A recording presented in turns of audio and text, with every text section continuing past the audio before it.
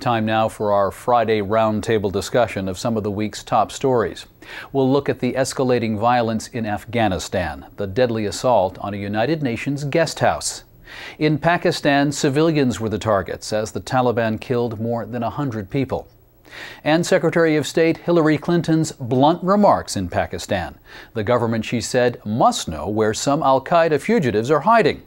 Joining us once again, Chrystia Freeland, U.S. Managing Editor of the Financial Times, and David Andelman, Editor of World Policy Journal and a former foreign correspondent for the New York Times and CBS. Welcome. Thanks for coming. Thanks for having us.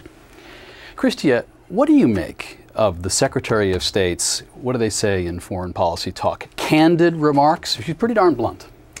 She was, and I think it was a really good idea, partly because I think they were aimed at the domestic audience back home in the United States.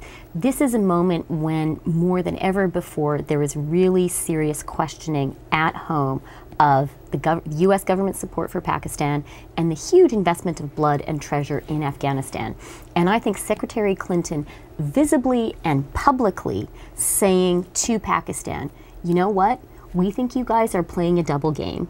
We know that you're doing it and we're not going to put up with it, is very helpful to the folks back home. It makes people feel like, okay, we are not being fooled, we're not being duped by these people. But David, it's a great strategy if only she were talking to the U.S. or the domestic U.S. audience. The fact is the Pakistanis were listening in and now they're annoyed. Well, they are, but the question is who is annoyed? Obviously the people she was talking to when she talked to the public, I mean, they were fabulously annoyed, but they went into that meeting annoyed. So it wasn't clear that she was ever going to be able to really, in an hour or 2 hours, assuage all of that problem. She was really talking to the leadership. She's saying, look, I'm talking to our people back home, as Chrystia rightly said, but I'm also talking to you, the Pakistani leadership. You have to start proving to the American people that you're willing to go off and look for those Taliban, al-Qaeda leaders and so on, that you must know where they are. And I think it's also a way of saying to the Pakistani leadership, you know what, guys, I don't have totally free room for maneuver. I have a public which is not very happy about this, which is really seriously interested in our just pulling out. And so if you guys want us to stay here, which she can say to them, look, I think you really do, because I think you're going to have big problems if we pull out, you are going to have to help me. You're going to have to give me something back. Now, the Pakistanis do have an answer here. They said, look, we're actually trying to root out and push back militants even as we speak. What more do you want from us? The point is, Chrystia is right, and they have to know exactly where these people are, and we have to tell the American people we know where they are, we're going after them, and then prove it. Give us some results, and we don't have those results yet, and that's a major problem for the Pakistanis as well as for the Obama administration. Now, the adjacent country, of course, Afghanistan, and we're right now in this, what do we call it, a quiet period where the Obama administration is considering which path to follow. Now, clearly symbolized by that poignant moment in which President Obama at night went to view the returning coffins of U.S. military personnel coming back from Afghanistan. Any early indication which path the Obama administration is going to take? I think everyone very carefully is keeping options open, and I think that's actually really smart.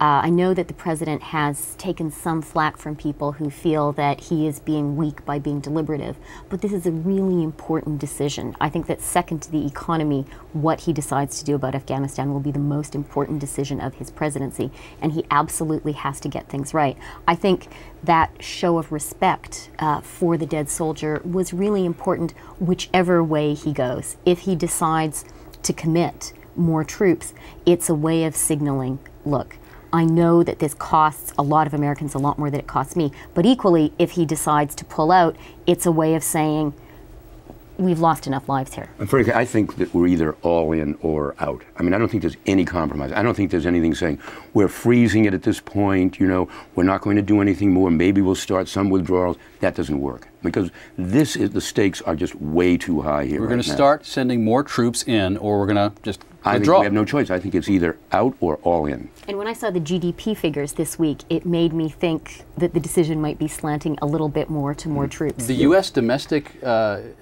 which GDP figures? The U.S. domestic GDP figures. The fact that the economy appears to be I think a very important element in the calculations, which we tend not to talk about when we're talking about AFPAC, is what is happening in the United States. If people are feeling good, if the economy seems to be recovering, then I think it's easier for people to swallow the idea of making another significant push in Afghanistan. If people are still losing jobs, it's really hard to accept the notion of, wait a minute, things are really, really tough in my community and my government is spending money rebuilding Afghan villages. What about my neighborhood? But still, within Afghanistan, events do proceed and terrible acts of violence. You saw the attack on the United Nations election workers this week. Well, that's why I've said from the beginning that I think the stakes in Afghanistan and Pakistan are just so dramatically higher than virtually any other war we've ever fought. Think back to Vietnam. I was in Cambodia, Laos at the end when the Khmer Rouge and the Pathet Lao took over. I was there in 74, 75.